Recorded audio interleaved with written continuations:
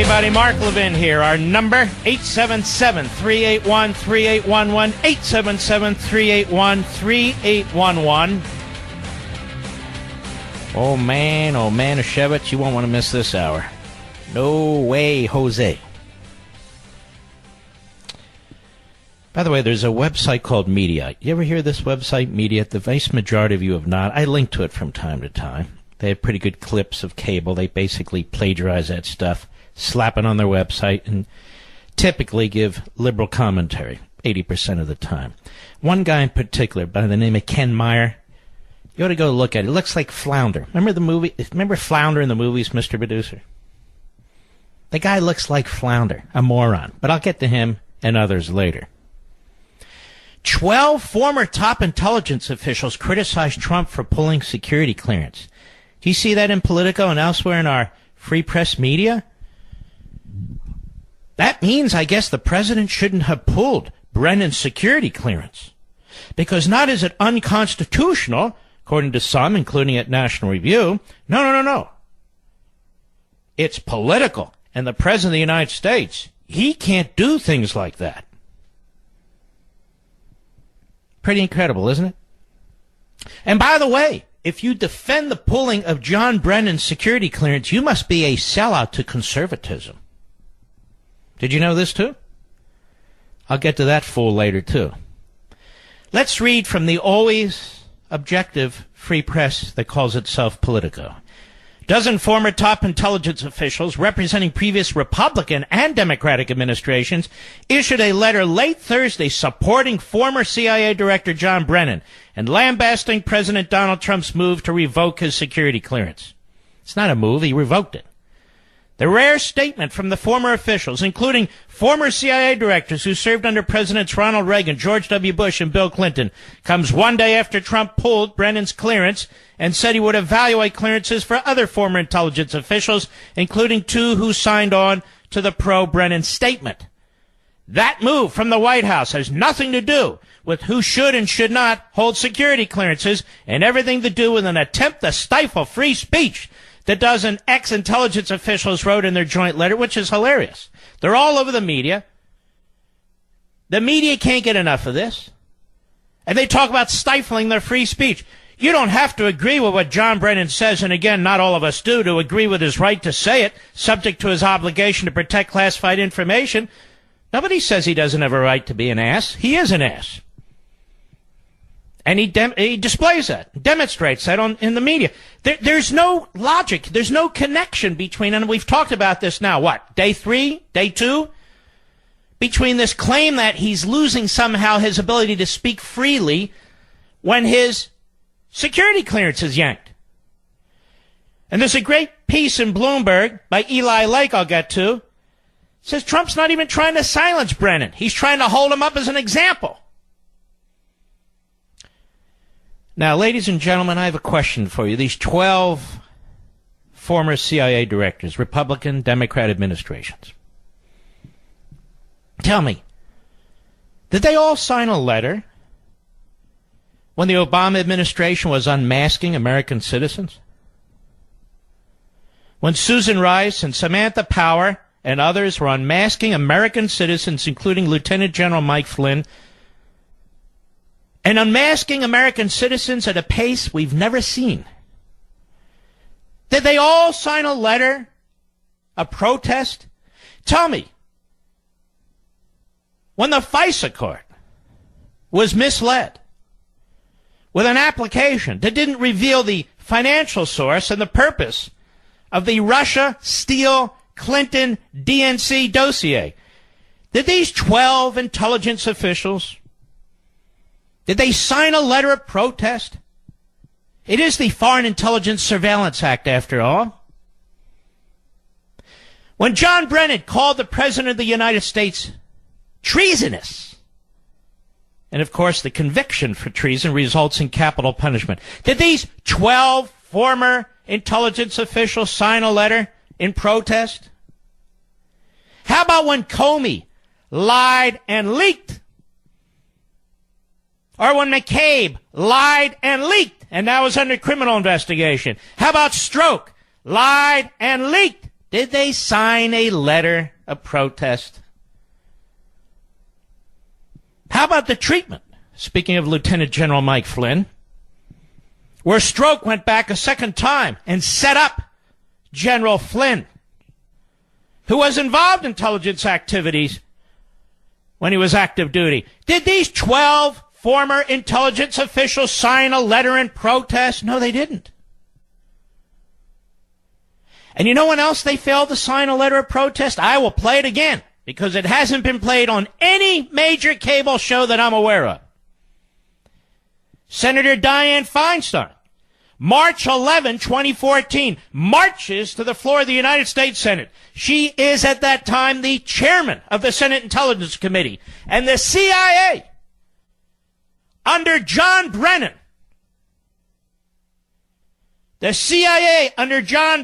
spied on the Senate committee and broke into their computers. Did these 12 former intelligence officials sign a letter in protest about the CIA's conduct and Mr. Brennan and how outrageous that is? No, they didn't. But here's what took place one more time. Cut 3, Mr. Producer, go. Without prior notification or approval, CIA personnel had conducted a search, that was John Brennan's word, of the committee computers at the off-site facility. This search involved not only a search of documents provided by the committee, by the CIA, but also a search of the standalone and walled-off committee network drive containing the committee's own internal work product and communications. Based on what Director Brennan has informed us, I have grave concerns that the CIA's search may well have violated the separation of powers principles embodied in the United States Constitution. Stop.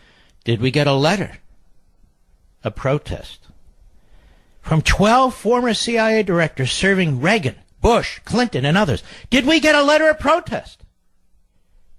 Absolute silence. Even with their security clearances, they said nothing about what took place when John Brennan was running the CIA. And by the way, when you read more about this, he lied repeatedly about what the CIA did. And finally, when his fingerprints were all over it, he had to confess. And he did so very, very reluctantly. Go ahead. Our staff involved in this matter have the appropriate clearances, handled this sensitive material according to established procedures and practice to protect classified information, and were provided access to the Panetta review by the CIA itself. As a result, there is no legitimate reason to allege to the Justice Department that Senate staff may have committed a crime. I view the Acting Consul General's referral as a potential effort to intimidate this staff, and I am not taking it lightly. Violation of separation of powers principles, she says. Attempt to intimidate the Senate Intelligence Committee staff. Search the Senate Intelligence Committee computers, including files having to deal with the committee's oversight of the CIA itself. The cover-up by Brennan. Eventually, he had to confess. No letter of protest from 12 intelligence officials who served Republicans and Democrats. But it gets worse. And let me tie it into this business a little bit. There are individuals in radio and TV. Try as they might, they cannot draw attention to themselves. Try as they might, they cannot succeed. Try as they might, you, the American people, the vast audience that I have and others have no interest in these people. So what do? They sell their souls and they sell out their principles. One example, in my opinion, is a very thuggish, moronic guy by the name of Joe Walsh. Now, he barely has a radio show. He was a congressman for 2 years, one term. Then he was thrown out. He does an interview with Salon magazine, as leftist as it goes. They lay out his background with his ex-wife and I don't even want to get into all of it. It's all out there for the world to read. Here's a guy who claims that who went on Hannity and insisted that it was right to take the clearance away from Brennan, then therefore I am selling out, a sycophant to Trump. Because Joe Walsh doesn't have a problem with anything I just laid out for you. None. Brennan's perfectly fine. Running around on TV like a maniac. Like no former CIA director since the history of the CIA. And he's not the only one from the Obama administration. He's not the only one. And Joe Walsh has no problem with it. Because he's trashing Trump every day. And if you don't trash Trump, you see, you must not be a conservative. Joe Walsh is, of course. But if you serve the Reagan administration, if you talk about conservatism, even if you disagree with the president as I do on many of the trade issues and some of the other issues, the fact that you acknowledge that in so many areas this president has been conservative, has been successful where other presidents haven't been, and he deserves our defense when he's under attack. Not in all cases, but when the Constitution is at issue, when separation of powers is at issue, when people are trying to reverse the course of an election, when an entire party, the day after he's elected, seeks to remove him. Yes, it's important to speak out. But Walsh and his dwindling audience and his dwindling affiliates, like Charlie Sykes before him, like John Ziegler before him, and so many losers who cannot make it in the market of broadcasting, well, they jump ship. So now he attacks Trump, attacks me, attacks Hannity, because he's a clown. Now, typically what people will say is, you know, you shouldn't reach down and drag up people like this. Why not? He's a foil. He's an example. He's illustrative. He's illustrative. Joe Walsh hasn't done a damn thing for conservatism. Nothing effective. Nothing.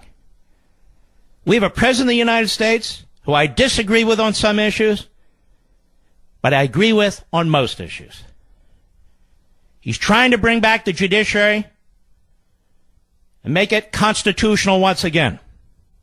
He's trying to secure the border and uphold our immigration laws once again. He's trying to build up the United States military after it was eviscerated by Donald Trump and Mitch McConnell.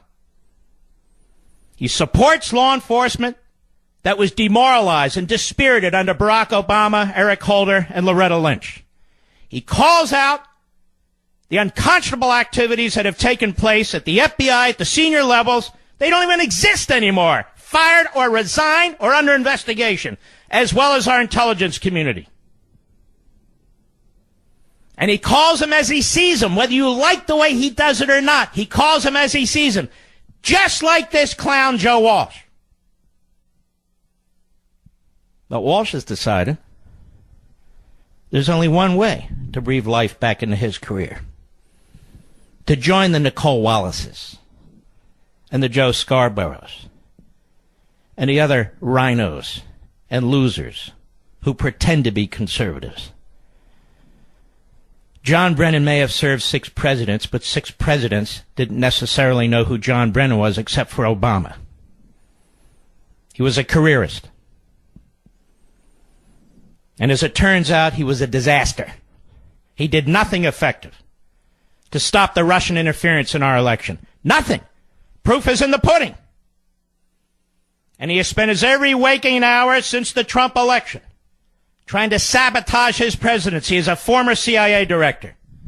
No rational republic, no rational government would allow such a man, such a poison pill in our politics, to continue the custom of having a security clearance when he gives aid and comfort to the enemy with his attacks. Not because he disagrees with the president, not even because he aggressively disagrees with the president. Because he uses his former position as a CIA director to accuse the president of treason. Of treason. I'll be right back. Remind me of this guy, Jeff Flake in the Senator, Ben Sasse in the Senator, Bob Corcoran. What the hell have they done for the country?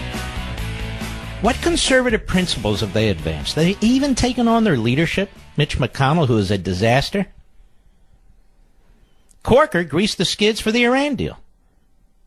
Jeff Flake was blocking circuit court nominees. I don't know what the hell Ben Sasse does. What have they done exactly to make a difference in this country? Nothing. But they figured out if you want to be interviewed by Salon, or if you want Flounder Ken Mayer to get your attention, you can tweet over there at Mediaite. Or if you want to get a little pat on the head by the left, you know what to do. You attack the president. Not disagree with him, even aggressively, but attack him and attack other people. This is what they do. And that's really hard to do, isn't it, in this environment, ladies and gentlemen? Oh, yeah, really hard to do. It's a conga line of these frauds and fakes and cowards. Go ahead and disagree with the president. That's one thing. But that's not what you're doing. You're joining the mob. That's another thing. I'll be right back. More logic than allowed by law. The Mark Levin Show. Call now at 877-381-3811. Now, when he had his security clearance and was the director of the CIA, there are serious questions about what John Brennan did and did not do. Special ops shoot down Brennan and his defenders. You put politics before us. This is Fox News, Brooke Singman. John Brennan rallied numerous high-powered defenders to his corner over his security clearance clash with President Trump. It would be interesting to know how all of a sudden this letter appeared and they're all defending Brennan. You think Brennan had a hand in that? But some well-known special ops heroes are firing back, suggesting the former CIA director got what he deserves. Chris Tonto Paranto, a former Army Ranger and private security contractor who was part of the CIA team that fought back during the 2012 Benghazi terror attack, accused Brennan of putting his politics before those in the field. What do you say about that, you clown Joe Walsh?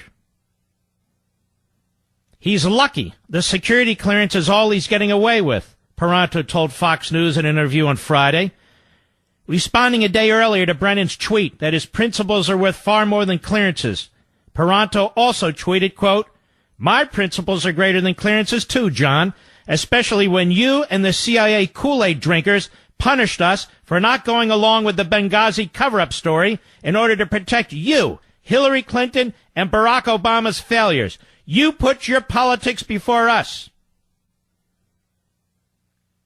Paranto helped write the book 13 Hours, later turned into a feature film, and I saw a great film, about the Benghazi attack. He has said he and his team lost their security clearances for speaking out. Hey!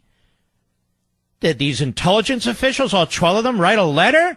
Were the media all concerned about the First Amendment? How about the ACLU and Professor Dershowitz? How about our friends at National Review? Were they all writing concerned that all those involved in exposing what took place in Benghazi lost their security clearances? No.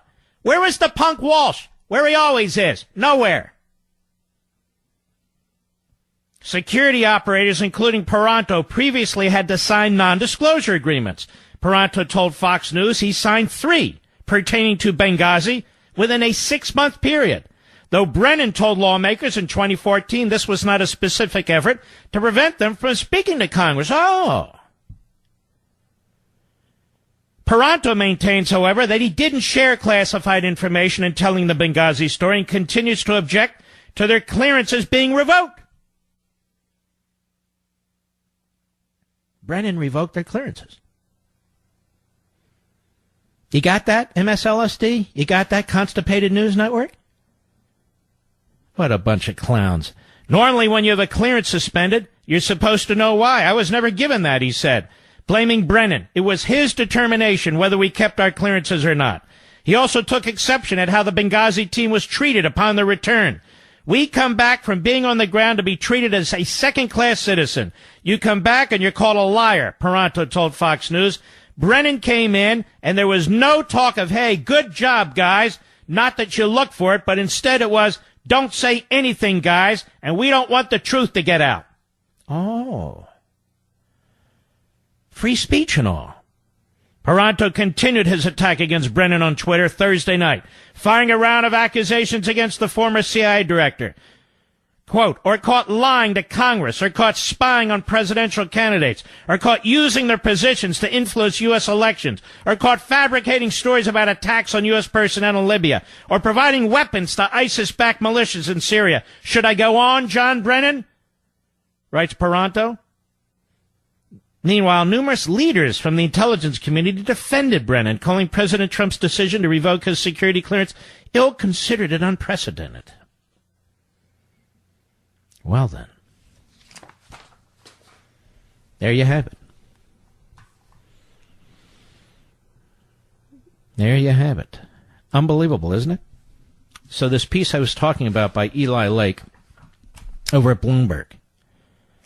Trump's not trying to silence Brennan. The president's strategy is the opposite, to make the former CIA director more prominent and use him as a foil. President Trump's decision to revoke the security clearance of former CIA Director John Brennan is, according to conventional wisdom, an effort to silence his critics.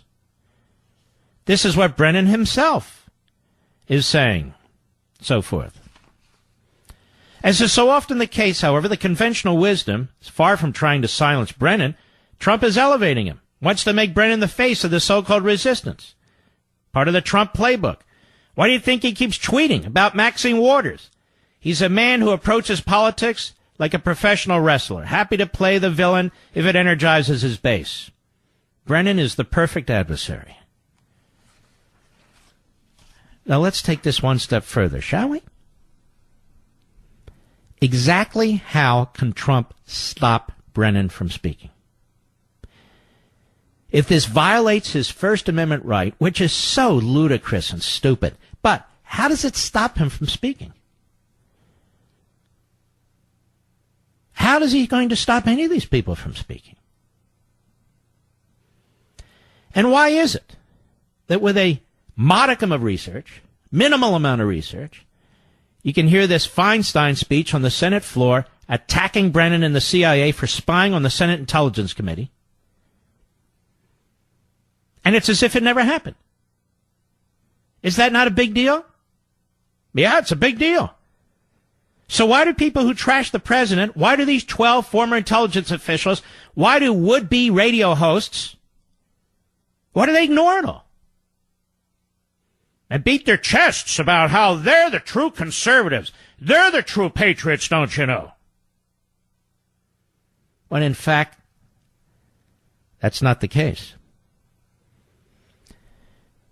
These are very, very unusual times. Not because of Trump, but because what was done during the course of the campaign, after the campaign, and after the president was sworn in. There's a reason why Comey's gone, among other things, on the recommendation of the now Deputy Attorney General of the United States. There's a reason why the Deputy Director of the FBI, McCabe, is gone. Very political man. His wife ran for the state Senate, heavily backed, over $500,000 from a Clinton friend, the then governor of Virginia, McAuliffe. Turns out he lied to the Office of Professional Responsibility. He lied to the Inspector General. He's now under criminal investigation. That's the number 2 of the FBI. Peter Strzok, one of the top counterintelligence investigators in the FBI, closed down the Hillary investigation, set up Mike Flynn, pushed the Russia investigation, pushed the dossier, worked with another government official in the Deputy Attorney General's staff. We have a FISA warrant that was based on a defective application where information was kept from a judge, relevant material information. We have record unmasking of American citizens by our intelligence agencies, names leaked to the media. And Trump is supposed to sit back and say, oh, I'm glad everyone had their security clearances and all these Obama guys, now they're out. They get to keep their security clearances or so forth and so on. And Trump is the dictator, you see. And Trump is acting in an unprecedented fashion. And there's something wrong with Trump. And I just wish he would keep his mouth shut. Even when he explains it, he doesn't explain it correctly. All these clowns who've achieved nothing, who never wanted the man to be elected president of the United States. Admiral William McRaven is a Democrat. He says, okay, Trump, why don't you revoke my security clearance? Now, why would he do that? To undermine the president, that's why. He would never have done that to Obama. He served under Obama at the highest level. But what McRaven doesn't understand, and all the rest of these guys don't understand, is nobody cares what they have to say. Nobody cares if 12 of them sign a letter. Nobody cares. And as important and as brave, as courageous as many of these men may have been, nobody even knows who they are. But the American people, at least many, can figure this out for themselves, despite the daily drumbeat of the media. Everything Trump does is outrageous. Everything Trump does is dictatorial. Everything Trump does is racist. You know, you can cry wolf or the sky is falling so many times, and then when it doesn't happen, you got to start to wonder. And now we learn, thanks to Tonto, of Benghazi fame, great hero, that Brennan pulled his security clearance and the security clearance of others and insisted that they not speak and made them sign non-disclosure agreements. This is now in the press. He did an interview with Fox. You haven't heard this on MSNBC. You haven't heard it on CNN. Some of the pseudo-conservative hosts on radio and TV censoring the news. The fact that the CIA under Brennan spied on the Senate Intelligence Committee, and Brennan, for the longest time, lied about it over and over again in private and in public, and then eventually had to admit it. Threatening separation of powers. Threatening staffers on the Senate Intelligence Committee. No big deal. The fact that the CIA director, who is supposed to be separate and apart from domestic activities, let alone domestic politics, was pushing this Russian dossier funded by Hillary Clinton and the DNC, which he had to know, pushing it on Harry Reid and others to push it into the FBI. No problem. Now he's on TV, calling the President of the United States name after name after name, but the one that gets me is calling the President treasonous. Now, I can call a president treasonous. You can call a president treasonous. This is a former CIA director with a security clearance. And you know what? I heard one of the rhinos on TV in one of the group shows say, you know, even though the president has this constitutional power, everybody's power is limited. And I thought to myself, really? How about Brennan's? Is his power limited? Does he get to have a security clearance for the rest of his life? No matter what an ass he is, no matter what he says, no matter his conduct? What about that power? At least Trump was elected. Brennan has been appointed throughout his life, has worked his way up the bureaucratic ladder. Nobody's stifling free speech. Nobody is stifling freedom of the press. The only thing that's being stifled is the Second Amendment. And the same people who attack right now love the fact that the Second Amendment's being stifled. Or that separation of powers is under attack by Robert Mueller. It's okay, what's the big deal? Or that they refuse to enforce the immigration laws. Yeah, that's right, big deal. Nullification. Secession even. Or socialism over capitalism. No, the outrage, you see, is those of us who believe in the customs, traditions, principles of our founding. Those of us who believe there should be consequences for a former senior bureaucrat who takes a privilege with him when he leaves office and then does everything he can not to criticize a president, but to sabotage and destroy a president and a presidency. under the cover of his former position, where he can wave around his security clearance like that gives him some kind of a badge. Of course his security clearance should be pulled. And what about Comey, a liar who absconded with federal government documents? He should retain his security clearance. What about McCabe under criminal investigation? He should retain his security clearance. What about Stroke, who was just fired? He should retain his security clearance, and on down the list. Why? Because Obama appointed them? Or they worked for Obama? Or they tried to interfere with our election? They should retain their security clearances? It's a privilege. It's not a constitutional right. It's not a statutory right. It's not a regulatory right. There is no vested right. And it has nothing to do with free speech.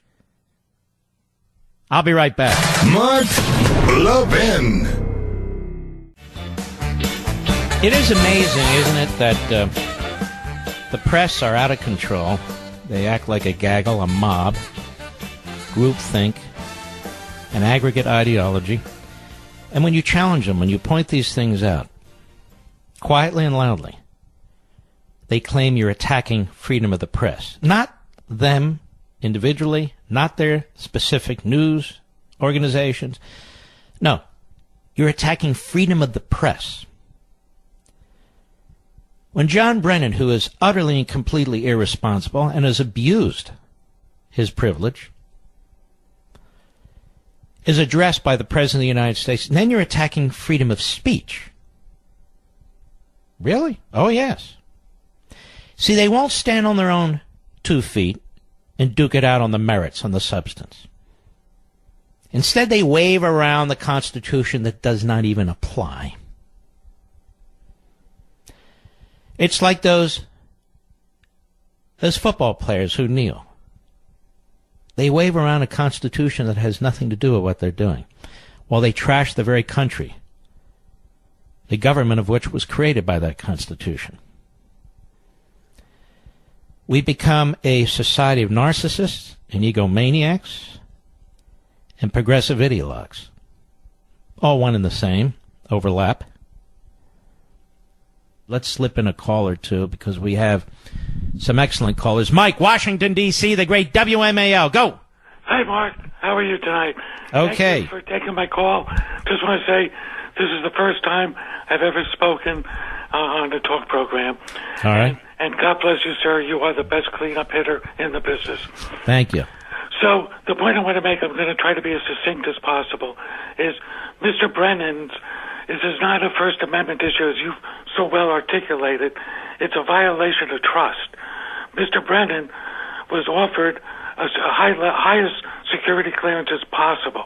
And with that comes a duty that he has signed to say he would never disclose this information. Well, in a sideways kind of way, while he was being courted by the left side media, he offered commentary based on this privileged information, which is a violation. Well, we don't know if he did that or not. I want to thank you for your call. We don't know if he did that or not. But it is interesting when he wrote his op-ed piece in the New York Times the other day, which really contained no substance whatsoever, just more of the mealy-mouth stuff, which he pasted together, strung together, to say that, in fact, the Trump campaign and certain members colluded with Russia, providing no information whatsoever.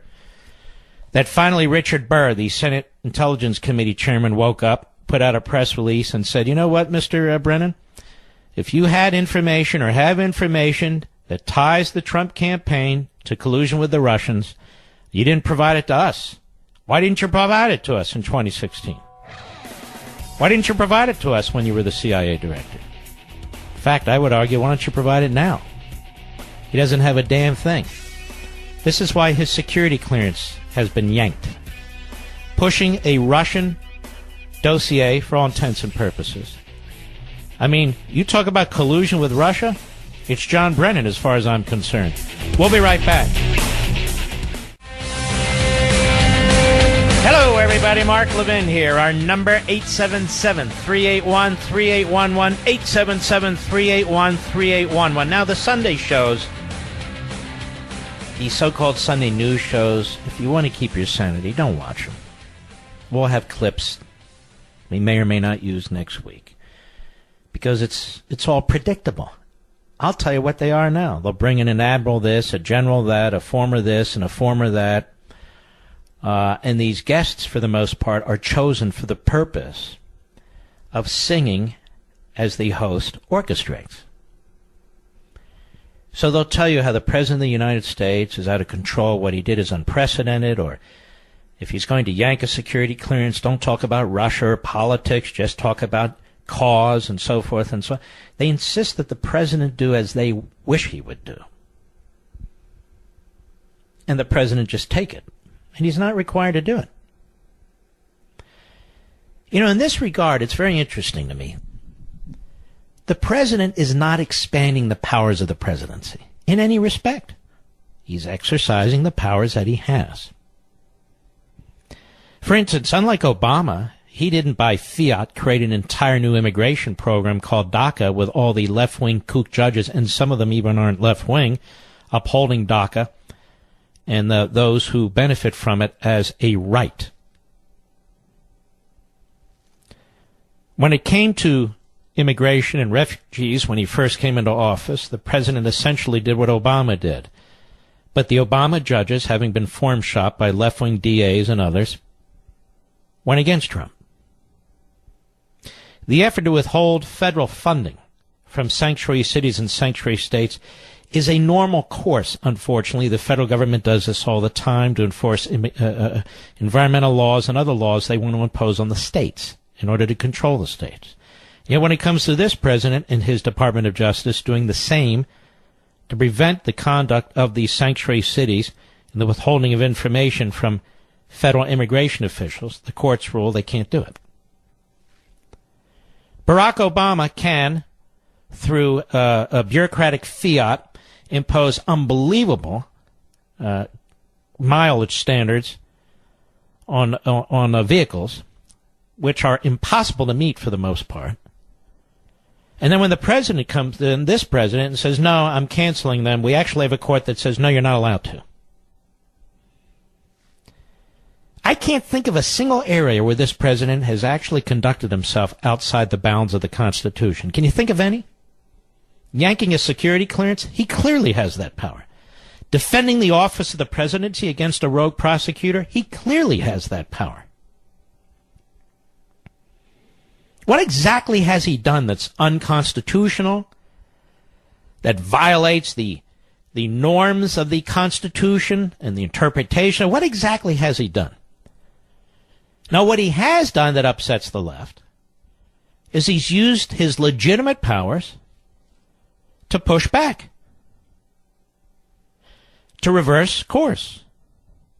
If the bureaucracy is going to impose a regulation, the president says, okay, I'm withdrawing it. They report to me.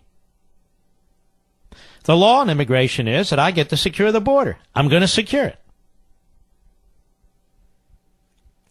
I get to nominate judges. I'm nominating textualists and originalists to the Supreme Court, to the appellate courts, to the district courts, because these are people who are supposed to interpret and follow the Constitution, not move it to the right, not move it to the left, just follow it as best as they can. So in other words, Trump, for the most part, is an enigma because he's actually trying to do what he said he would do when he ran for office. There's some exceptions because he's not a dictator, because he has to deal in the milieu of the backbiting rhinos and the assault by the Democrats and the so-called press, free press, which has as their apparent motive to destroy him. And so from time to time he has to bob and weave.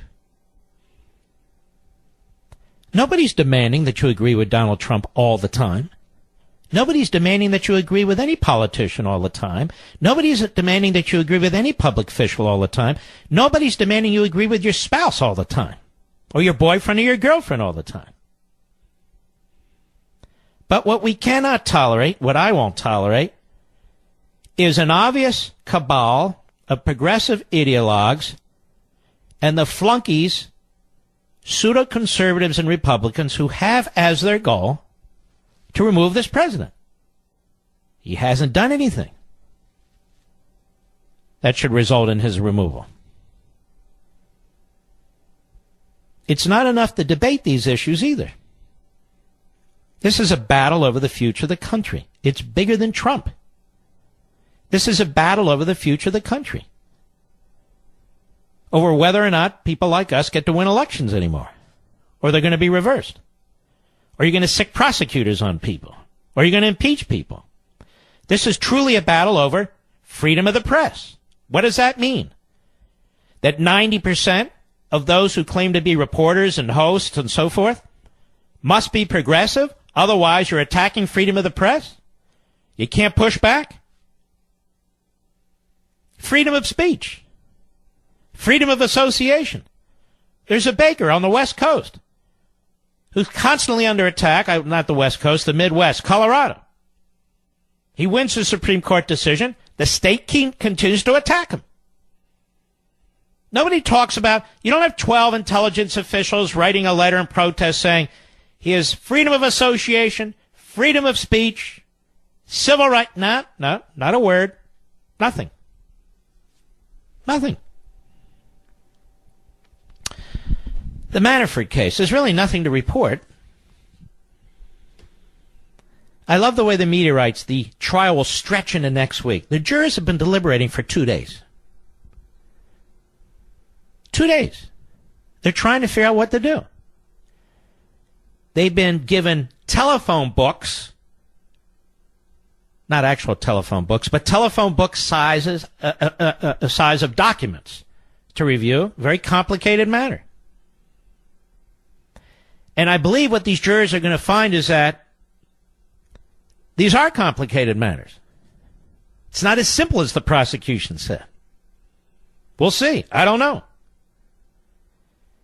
But it's not unusual. They've only been deliberating for 2 days. The first day for 6 hours.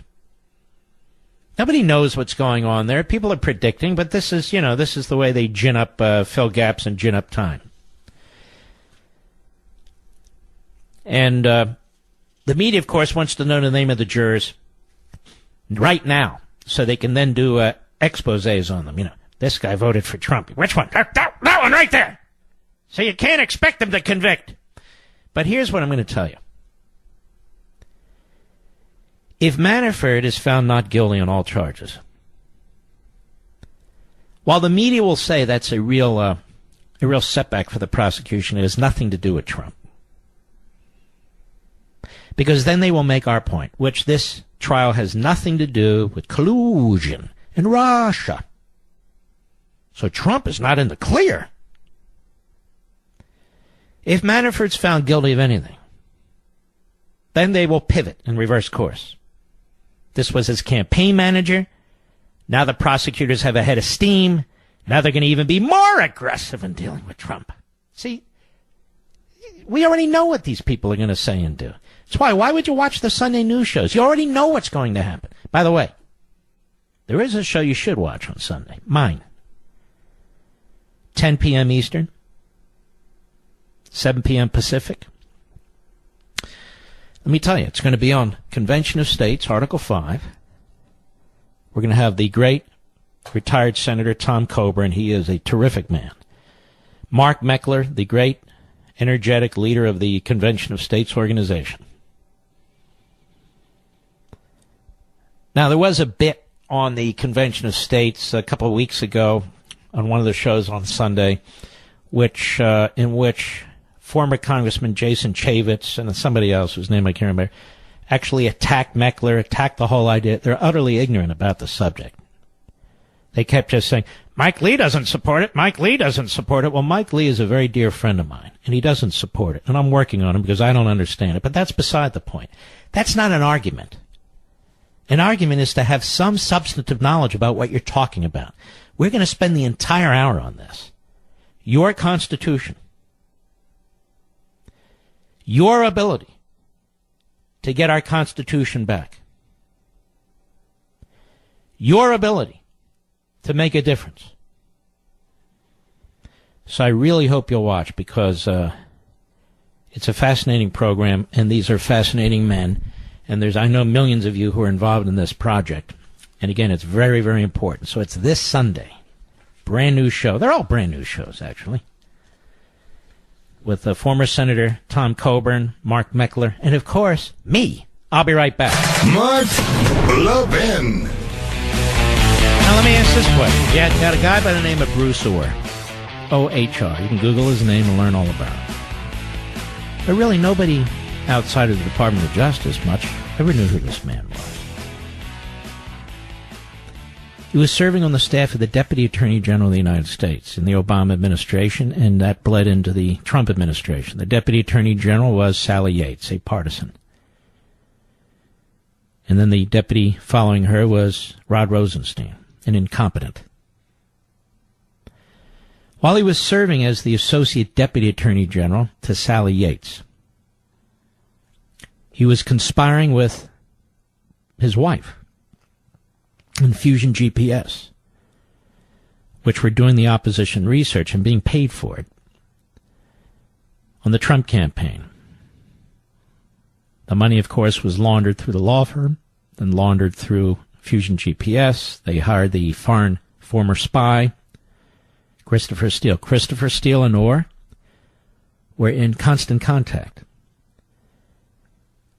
So too was Mr. Orr and Stroke. Stroke in charge of the Hillary investigation and then in charge of the Russia investigation. It gets complicated, but it's really not. It sounds it unless you really focus in. Now, interestingly, Mr. Steele, the former British spy who was out to get Trump, working with the Russians, paid at some point by the FBI, a leaker to the media, was also a special pleader, apparently representing a Russian oligarch. Now, there's an irony, isn't it? And the Stroke is working with Bruce Orr, the Associate Deputy of the Attorney General of the United States. Christopher Steele is working with Bruce Orr. So information comes in from Christopher Steele and his wife, I guess, Fusion GPS, to this Justice Department official who's trying to push it into the FBI, including, apparently, reportedly, to Mr. Stroke,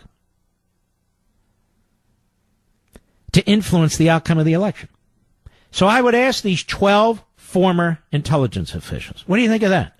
President has made it abundantly clear he's going to yank Bruce Orr's security clearance. Did we get another letter from you guys stating that that's a good idea? I have another question. The president's going to yank his security clearance. You understand that his boss has the power. His direct boss, Orr's direct boss, has the power to yank his security clearance. That would be ultimately the Attorney General of the United States, who is doing nothing on this. They also have the power to fire him. I find it interesting. Again, I hear these news guys on our favorite cable channel and elsewhere saying, the president could fire him. They want the president to do these things so then they can turn around and do their Sunday shows and trash him. Look at this, a cover-up. Only a dictator does this. Not only that, he's not a white guy. He must be a racist. This is the stuff. Why doesn't the Attorney General fire Bruce Orr? Why doesn't the Deputy Attorney General fire Bruce Orr? The Deputy Director of the FBI fired Peter Stroke. Why do they keep setting up the President of the United States this way?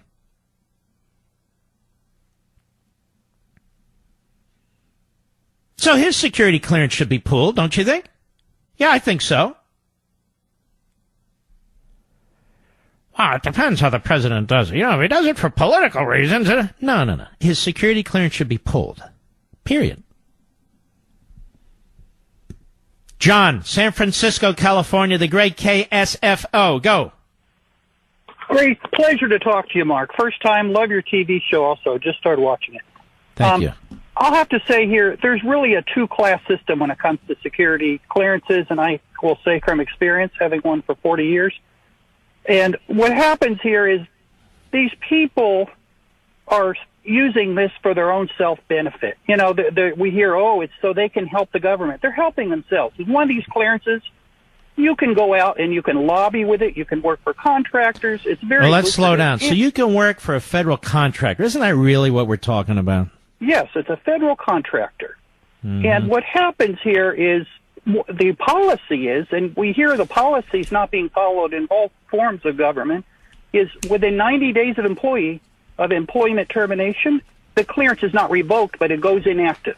And you can only reactivate it through actually getting a contract, working for another contractor. So these people's clearances, the whole idea they're getting to keep them, it goes against all the policy. I would lose mine within 90 days. So it's who you know. I also had a security clearance. The highest security clearance when I was chief of staff to the Attorney General. I had no expectation when I left government that clearance would come with me. None. And it's very dangerous to let too many loose cannons running around with clearances. The whole idea in terms of good security is it's need to know. And do these people have need to know? Where's their need to know? That's what I want to know. You're the second gentleman who's called here. Another gentleman yesterday who had a security clearance said the test is need to know. And that's all. That's the basic. That is the foundation of the whole clearance system. But do you like the way they twist it by saying, no, you don't understand. The intelligence services need their advice. So that's why they have a security clearance? No, they're monetizing their security clearance, as you just pointed out. Just like a lobbyist. And, Trump is saying, let's put a stop to this. And Trump doesn't have to be the one to do it. It should be the OMB, the governing agency, that issues and can revoke the clearances. I would love to know why the Department of Justice will not revoke Bruce Orr's security clearance. Yeah, and, I have to say, this is maybe a joke, but not a joke. Hillary probably still has her clearance. Yeah, probably so. All right, my friend. Thank you for your service and your call. Let's continue. Joe, Delray Beach, Florida, on the Mark Levin app. Go. Hey, Mark, great show. I enjoyed your television show the other night with the 100-year marathon. That was a very interesting interview. Thank you. But you're welcome. The previous caller just hit what I was going to talk about also, that they needed for the lucrative defense contractors like Comey went to work for Lockheed Martin, and Mueller, as and by the way, made millions. Made $6.1 million in his last year. Mm-hmm. From what I understand, Bob Mueller steered a contract to Lockheed while Comey, his buddy, was there. And IBM protested. I guess IBM was another bidder on it. All right, my friend, I appreciate your call. Unfortunately, hard break. Stay with us. I'll be right back. Okay, let's see here. Danny, San Antonio, Texas, Sirius Satellite, go. Yes, sir. There are a lot of conservative voices, but none that I respect for their intellect like you. It's a real honor to talk to you. Thank you, sir. Hey, when you're the maintenance man and you retire, you don't get to keep the master key to the building. You're not entitled to that. When you're the bank manager and you retire, you're not entitled to keep the combination to the vault. So I don't really understand why the media is going insane about the president taking this guy's so-called entitlement. He has no need for that information anymore. In fact, I would argue if there's anyone in the Central Intelligence Agency that's given this guy classified information, they're breaking the law because you have to have the clearance plus a need to know. He has no need. That's well said. Let's walk through this. What happened to Stormy Daniels, sir? Where is she? Is she on TV anymore? No. What happened to Omarosa? She's barely an echo in the distance. She's not on TV much anymore either. What happened to all these issues that were supposed to take Trump down and supposed to diminish him and so forth? It's a new one almost every other week, isn't it, sir? Yes, sir. And so now he yanks the security clearance from a guy who's obviously, in my view, unbalanced. Which raises the question, how the hell did this guy get and keep a security clearance in the first place? He's unbalanced. He's the former director of the FBI. Of the CIA. And you wouldn't know it. You'd think he's the former head of the DNC. He's one of the most outrageous political hacks, hardcore leftists to ever be CIA director, and that's what attracted him to Obama. President of the United States is just correcting this. He is a private citizen. He has no right to government anything. And let's be honest about this. You've got these former intelligence officers. This is what causes them to write a letter of protest. Not the unmasking, not the abuse of the FISA court, not the use of the Russians in a dossier, not Brennan and his CIA spying on the Senate Intelligence Committee, not shutting down the brave men who survived Benghazi and fought off Al-Qaeda. None of that moves any of these intelligence officers, former intelligence officers or officials, to write a letter. This does. And many of them feed from the same public trough, or have, that Brennan's feeding from. And they want to create this aura of that they're still involved, that they still have their clearances and so forth and so on. But it is not a right. It's a privilege, as I've said over and over again, regardless of what the ACLU says. There's no constitutional violation here. And so, big deal. All right, my friend, thank you for your call. Big deal. Who cares if they're upset or not? All right. Will, Detroit Lakes, Minnesota, the great WZFG. Go. Well, thank you, Mark. I really appreciate your show. You do bring something important to conservatives. And the issue that I can... By the way, do you know who Joe Walsh is? Joe Walsh, I do not. Yeah, that's what I thought. Go right ahead, sir. Okay. The issue that... That's not your fault, by the way. You're a lucky man. Go ahead. In my career in the military, I was I worked intelligence. I had the highest clearance you can have, and I can either talk to how you can get a clearance and keep that clearance after you get out of military service or service to the government. And that is very quickly, if you are employed by somebody that requires that clearance in a defense contractor or some other position, that's the only way you can get it. So it has to be a one-for-one transfer.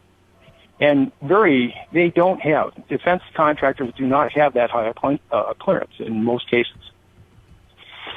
But the real issue that I wanted to talk about was on the Hillary email deal. The whole thing and the investigation was not done properly.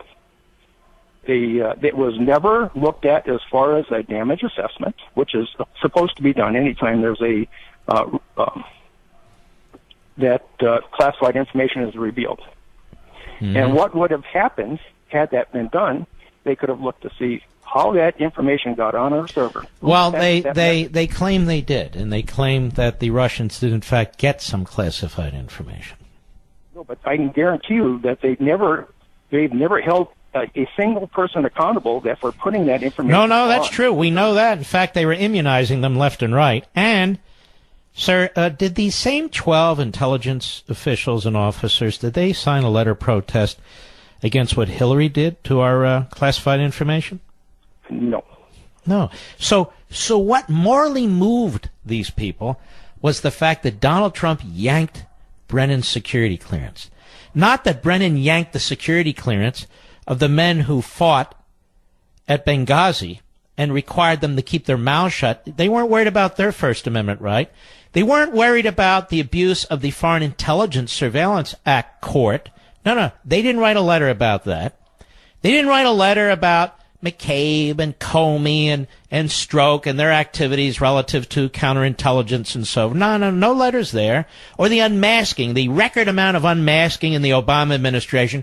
They didn't write a letter about that. They didn't write a letter about how Lieutenant General Mike Flynn was set up by Mr. Stroke, among others. No letter about that. Nothing. And yet here they wrote a letter. What do you make of that? Do we care that they wrote a letter, sir? It is the total revealing of the corruption within a very small group within the government. And it is career officials. Brennan should never have been in the position that I don't think that if they had taken a solid look at it, that there is no way that he could have gotten a clearance above a confidential, let alone something that where he's dealing in actual intelligence. But you know, I know that for a fact. Because you worked in intelligence. Let me just say this. He voted for Gus Hall in 76 and maybe also 80. And the argument, well, he was 18. May I ask you a question, sir? Yes, you can. When you're 18 years old, these ball players and others who put things up on their social sites when they were 16, 17, and 18 and then go into these indoctrination or re-indoctrination camps told they should never have done that before, do they have a defense when they say, hey, I was only 18?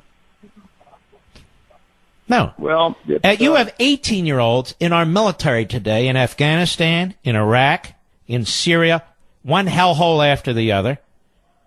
And this guy votes for a Stalinist, Gus Hall, funded by the Soviets, Communist Party USA.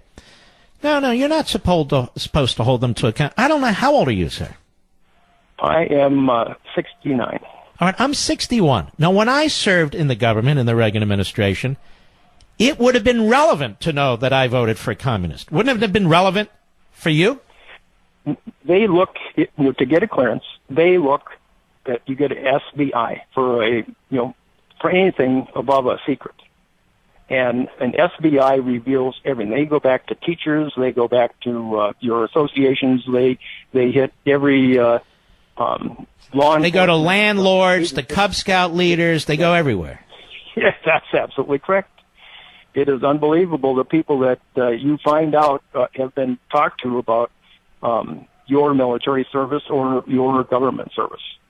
If you get an SBI or a background investigation, they are going deep because they have to know that they can trust what you're going to say and what you're going to do. And what if you were the head of an agency, the CIA, that actually spied on the Senate Intelligence Committee and its staffers? Wouldn't the buck stop at his desk? Shouldn't he have been fired on the spot? I'm afraid that the buck should actually go a little bit higher than that. Yeah, well, Obama was never going to resign. All right, my friend, thank you for your service. I shall return. Sunday night, 10 p.m.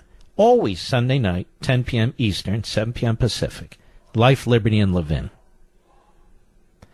I know you're liking the format. I know you're liking the show. There's nothing like it on TV, radio, digital, nothing. One of the reasons is I'm the host. But I've brought back this format that used to be very common 20, 30, 40 years ago. With liberal hosts, David Susskind types, conservatives, William F. Buckley. I'm not saying I'm William F. Buckley. That's not my point. We are who we are. But it is a format in which compelling people with compelling messages, whether they're philosophers and intellectuals, small businessmen, commentators of all kinds, whomever they are, fascinating people who contribute to society or might contribute to society. And I bring them on the program. We've had, I think, 25 programs so far. 25, it seems like we've had a handful. We've had everybody from a prime minister, Benjamin Netanyahu, to a small businessman, Rick Harrison, to really super intellectuals, David Berlinski, among others, and topics that are crucially important, especially China, but many others, the Constitution always. We're going to do the same this Sunday. I hope you'll join us. It's not a predictable Sunday news show where they bring on the guests, they ask them 12 questions that any fifth grader can ask, get answers that they want or press for answers that they want with leading questions. Oh, I'm so sick of all that. And I'm sick of the conga line of guests, pretty much. So, if you want to think about things, if you want to be interested in something, you want something compelling, without a lot of yelling, without a lot of noise, without a lot of pots and pans, a lot of intrigue, but just sit and listen and wonder. Sunday night is your night.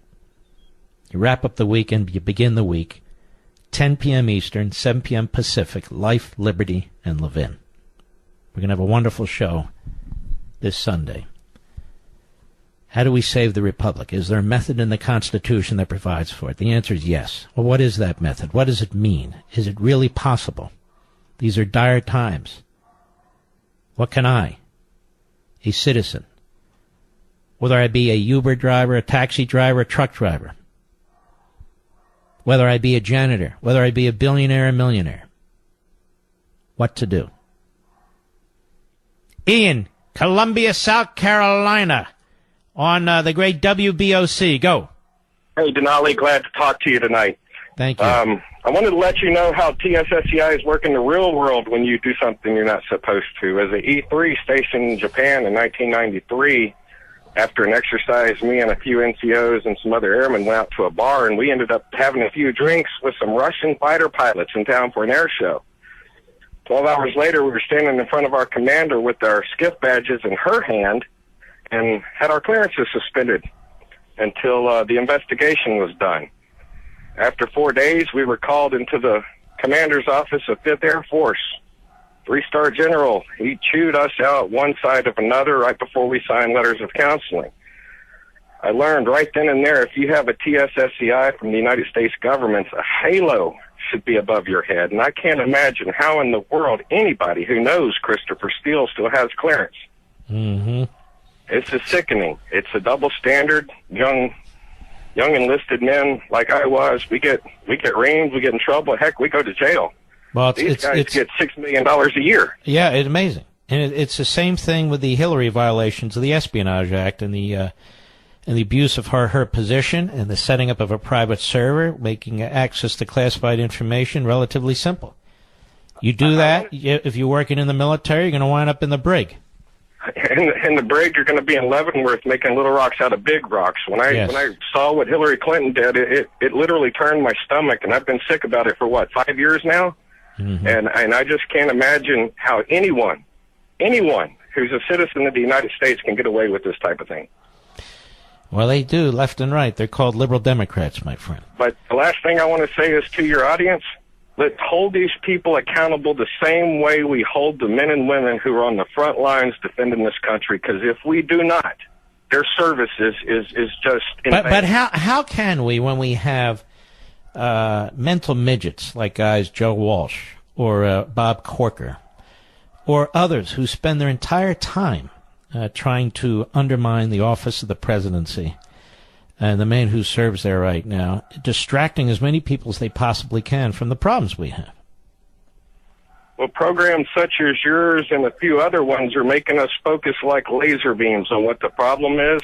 And the more these guys get exposed for who and what they are, the sooner we'll get this taken care of. It's the people who hide under the radar, who pretend to be one thing and say another, that have got us in this mess that we are now. And I really appreciate your service to our country, both in the Reagan administration, but more importantly, what you're doing now.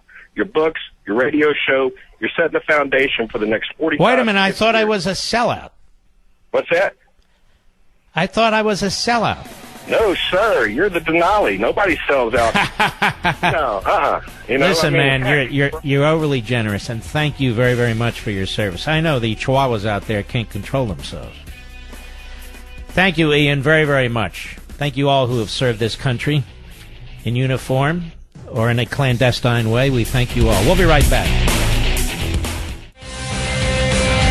Hello, everybody. Mark Levin here. Our number, 877-381-3811, 877-381-3811. Now, I want to have a heart-to-heart with all of you, my brothers and sisters out there.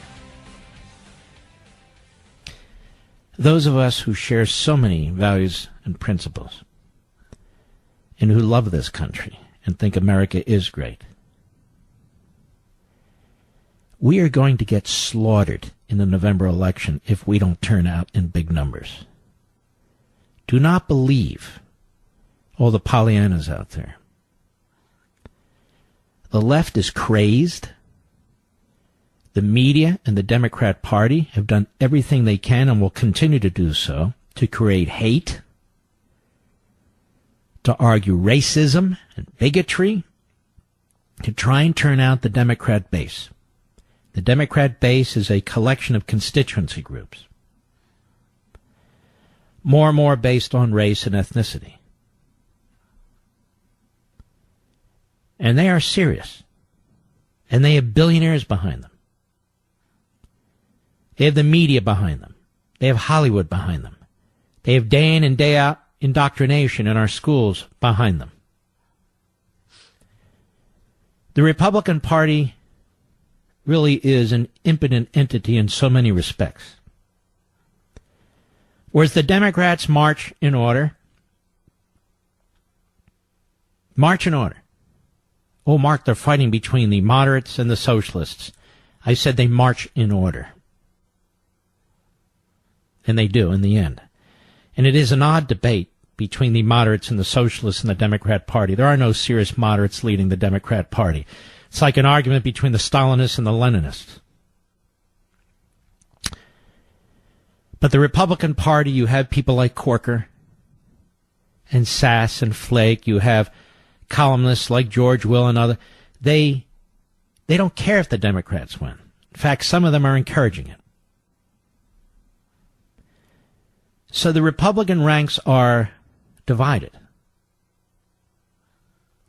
and self-defeating in many respects. The Democrat ranks are tight enough. They will hold enough where they're going to turn out for a variety of reasons, and they're going to turn out in big numbers. You really have to ignore facts to believe otherwise. I'm a resident of Virginia. We got slaughtered in the governor's race. We got slaughtered in the assembly. We got slaughtered in the state senate.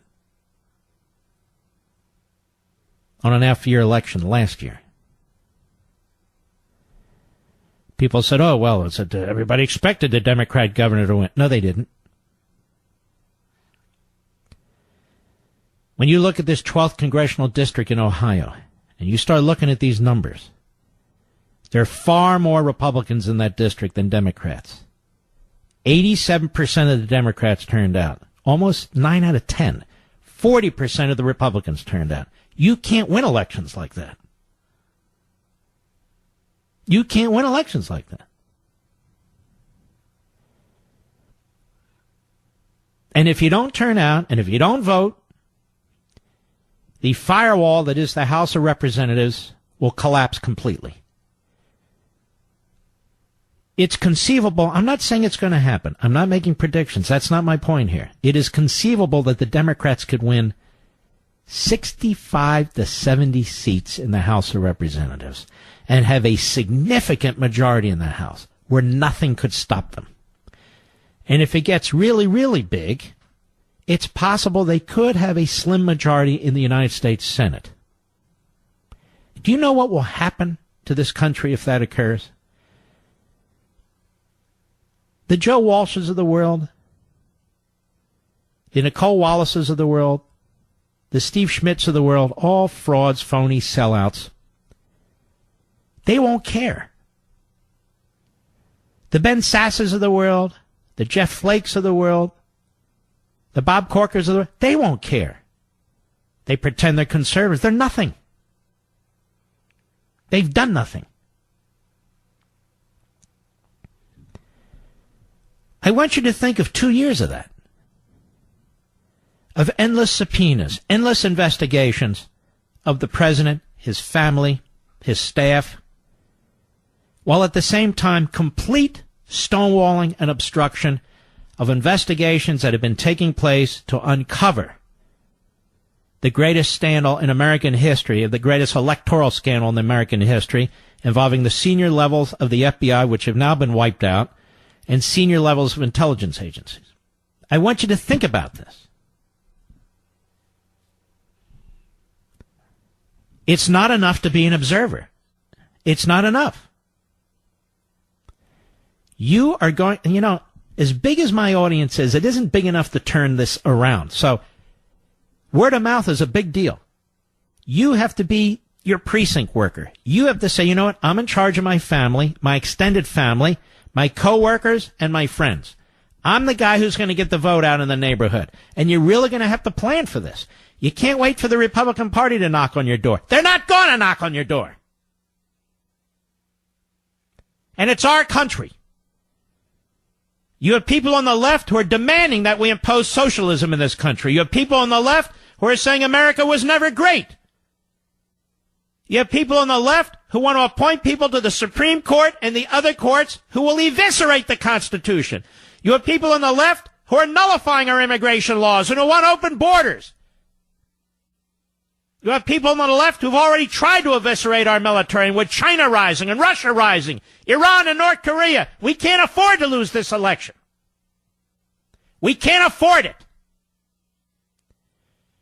And we have men and women in our own country who are relying on us. Our police officers, they can't handle another federal governmental attack on local law enforcement.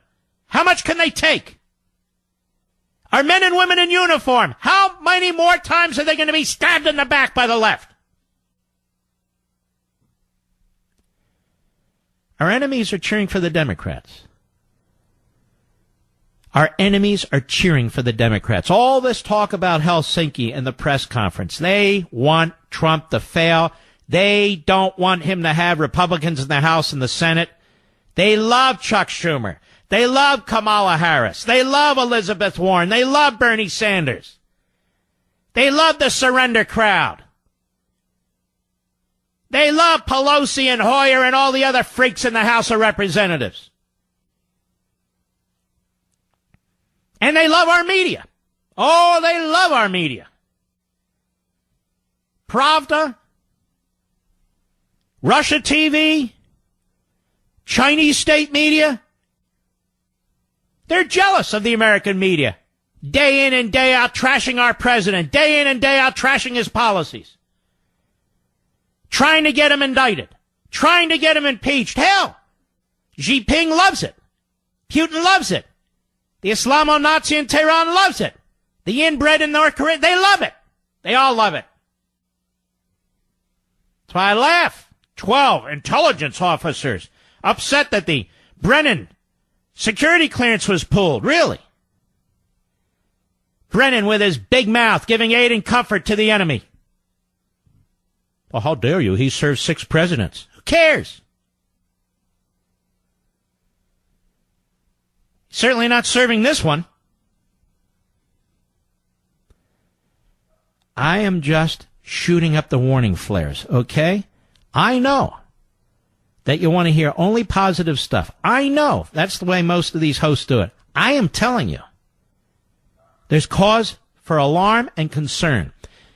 And it's always better to fight like you're behind anyway. I don't care if it's politics, sports, or military operation.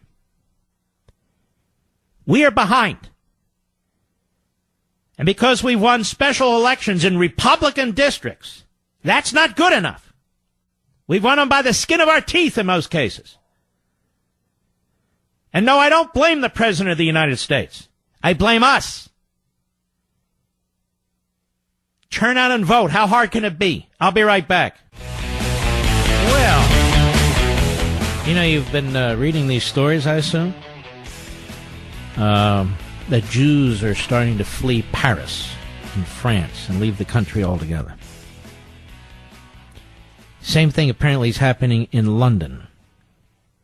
Mark Lewis, a famed libel and privacy lawyer, writes CNN, is leaving Britain. Worn down by years of anti-Semitic abuse and death threats, he's decided enough is enough.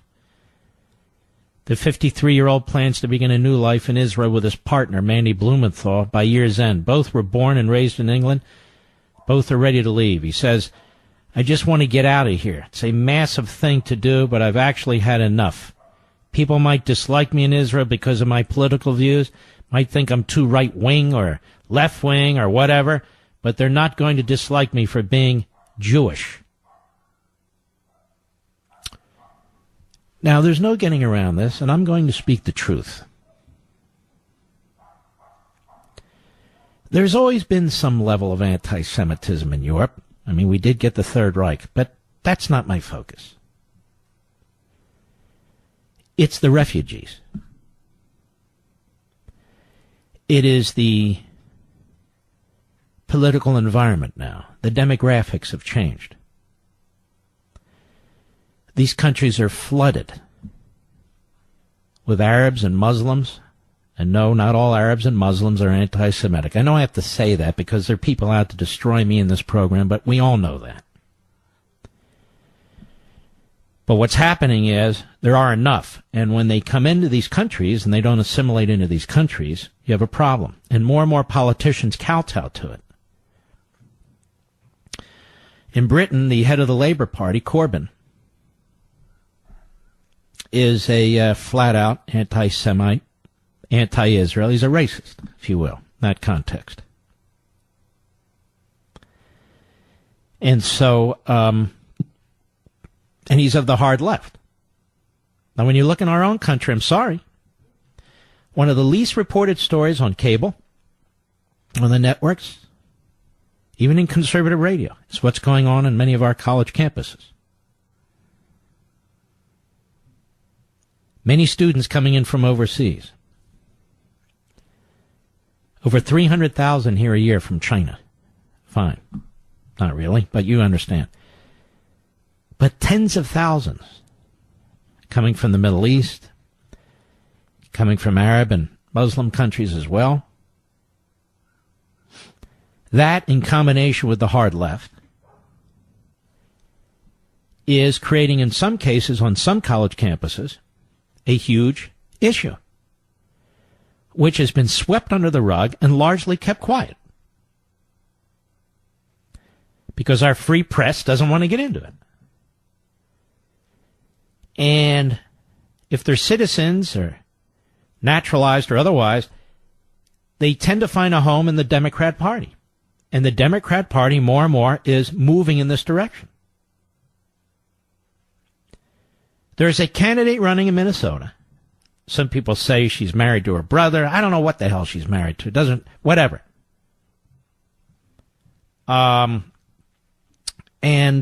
She opposes the effort to defund insurance and other devices and so forth for terrorists overseas. It's pretty incredible. It's happening. You can see it happening. And it's not discussed except behind this microphone by me. The head of the Anti-Defamation League, which used to be a relatively good organization, they voted, the board there, appoint an Obama staffer. And he's a leftist, a Democrat. And it's obvious from the way he's handled the Anti-Defamation League. You see, they devour all these institutions, don't they? Now, our free press will not take the time to really dig into the free speech problems on our college campuses.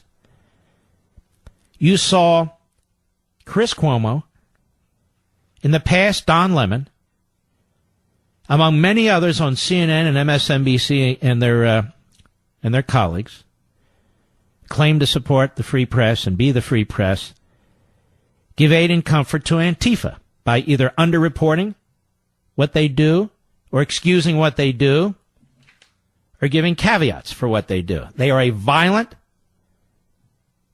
Marxist organization, much like the organizations in the 1960s and 70s. Many of their marchers are armed. They're trained to beat other people with whom they disagree, and to attack the cops. But we have propagandists who claim to be free press, who pretty much defend them. Oh, now and then they'll drop a footnote. Look, we don't support violence, but if it's against hate, but if it's against but. And this is a big problem. It's a big problem. So circle back, as the number of Jews in these various European countries, like Britain, I think, has around 300,000, that sort of thing. As they're outnumbered by refugees coming from these other parts of the world, they have less political clout. They have less political clout. And I think it's only a matter of time when that happens in this country. And you have front organizations to Hamas and other such organizations like CARE, which are given television time, and they claim to be the largest Muslim civil rights organization in America. Who says? They say. Oh, well, then it must be true. And so this is a growing issue. Now, the vast majority of you listening to my show, you're not Jewish. Some are, obviously, but the vast majority of you are not. But you are patriots. You believe in individual liberty. You reject tyranny. And you support principles and beliefs and traditions and customs in individuals who share those principles, regardless of their background and religion and so forth. That's why you're so special. That's why I am blessed. Here I sit behind a microphone, talking to any week maybe 20 million people. I wouldn't be able to do this in any other part of the world. I know this to be the case. No other place on the face of the earth, in a majority Christian country. What a magnificent, great country this is. I'll be right back.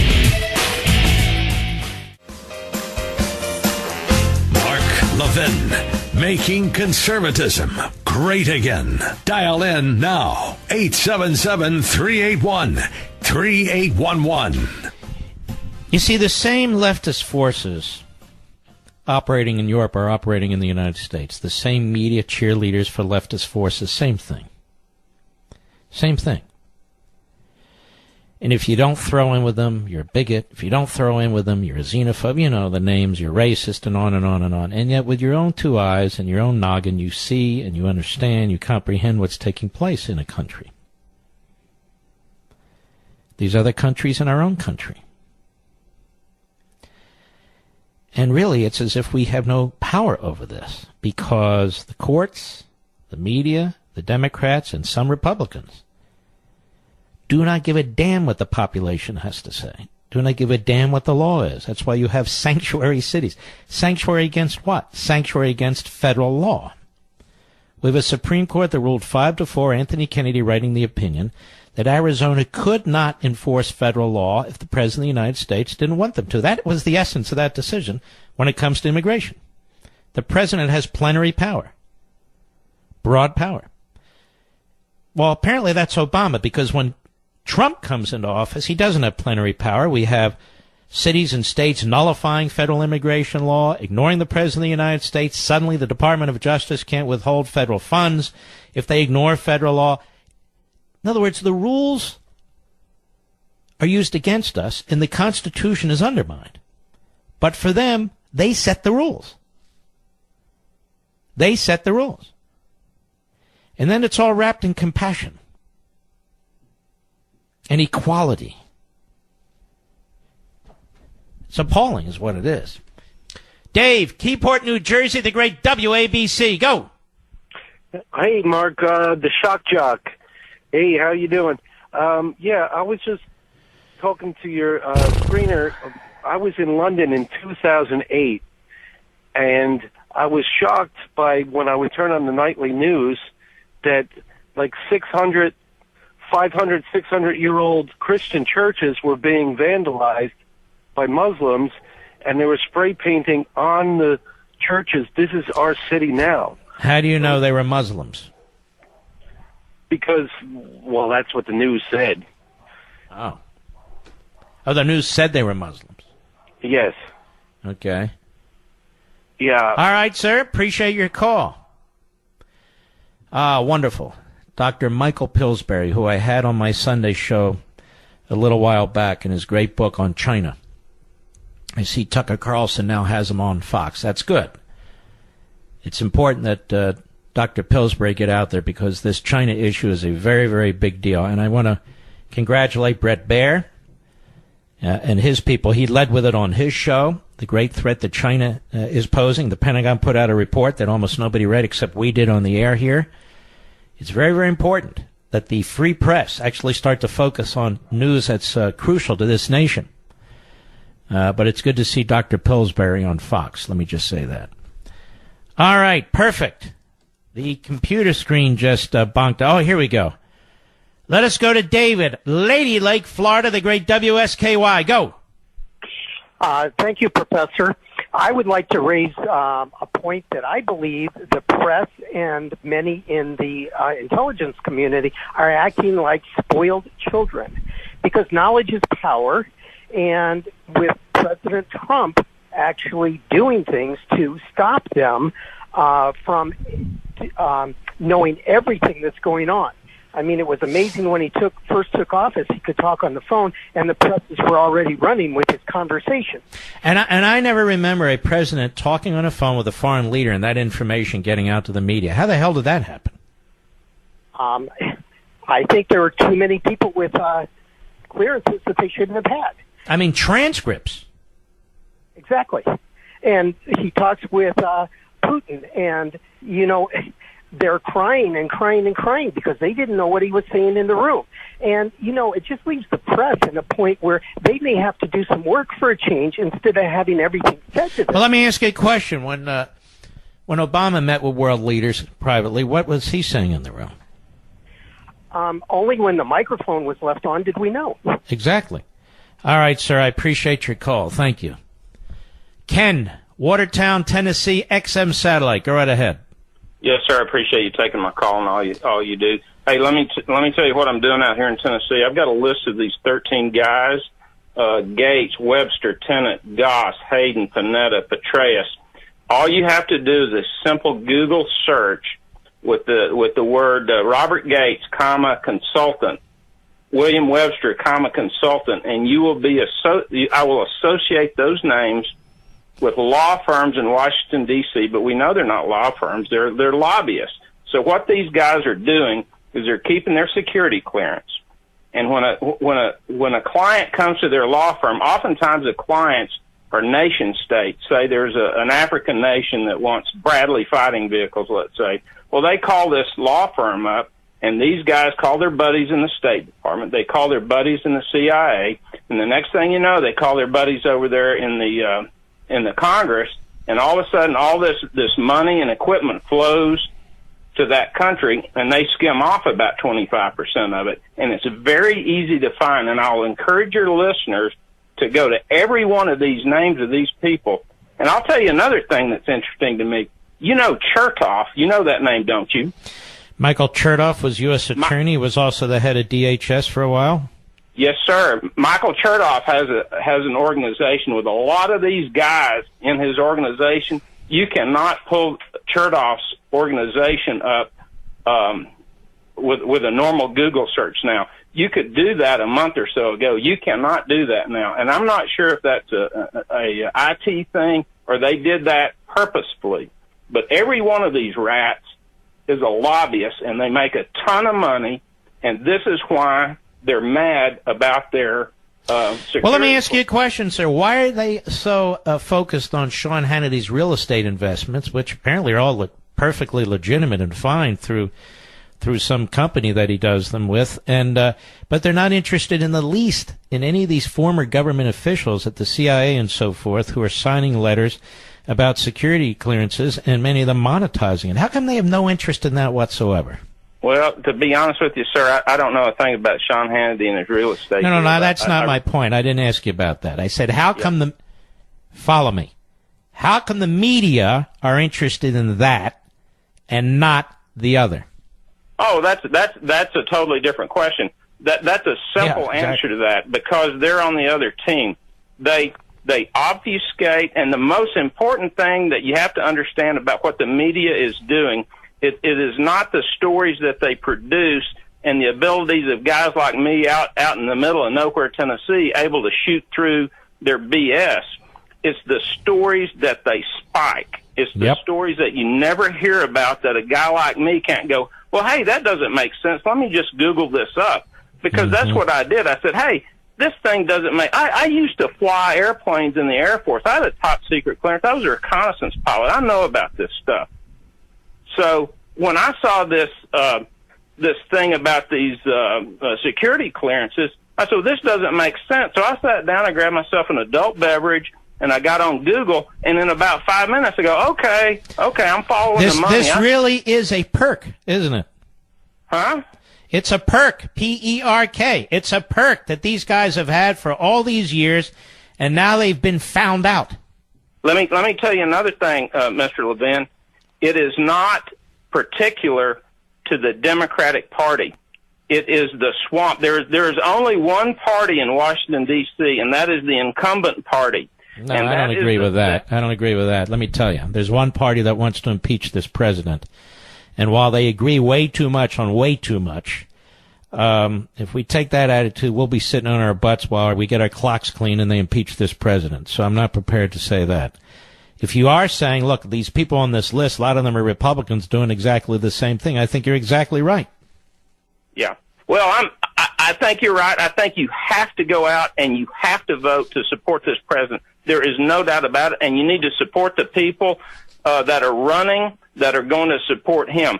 But this is not the people that are there see the money and they see the power. And look, the left is hardcore radical progressive, and pretty much the Republican Party is progressive too. It's a softer progressivism, but that's the brainchild of the Republican Party, progressivism. Thank you for your call, my friend. What do you want, Mr. Producer? Say it loudly in my ear. All right. I'll be right back. Over at the Daily Wire, a new poll released, I guess it was 2 days ago, from Rasmussen, reveals that President Trump's approval rating in the black community is exploding, almost doubling from a year ago. The poll showed that nationally, the president's job approval rating is split, with 49% approving, 49% disapproving. When it came to how black voters felt about Trump, Rasmussen found a surprising 36% approved of Trump's job performance. Even as mainstream news outlets have ratcheted up racially charged coverage of the president. This is the point I've been making. The president has been making inroads into the black community. The president's economic policies have assisted almost all Americans, including, if not especially, minorities. With the government data that comes out from the bureaucrats, that we have the lowest level of unemployment among blacks in recorded history, the lowest level of unemployment in recorded history among African Americans. Obama didn't pull that off. Clinton didn't pull that off. Trump did. Is he not to get credit for that? No, we're supposed to give it to Obama. All right, give it a break. And this is one of the reasons why the media, and particularly people the media choose to bring on, like Dyson and Reed and others, are constantly accusing this president of being a racist, because they want to turn out the Democrat base, which is, again, it's an aggregate of various communities and groups, and tamp down any interest that anybody might have in those communities, to leave the Democrats and vote for a Republican, and eventually Trump. The week is officially over. The weekend begins right now. Don't forget, Sunday, 10 p.m. Eastern, Life, Liberty, and Levin on Fox. We salute our armed forces, police officers, firefighters, emergency personnel, the Border Patrol and ICE. Good night, Spritey. Good night, Griffey. Good night, Pepsi. Good night, Smokey. Good night, Zelda. Get Hezbollah. Get Al-Qaeda. Get ISIS. Get the Taliban. Get all the Islamo. You know who. Have a great weekend. See you Monday.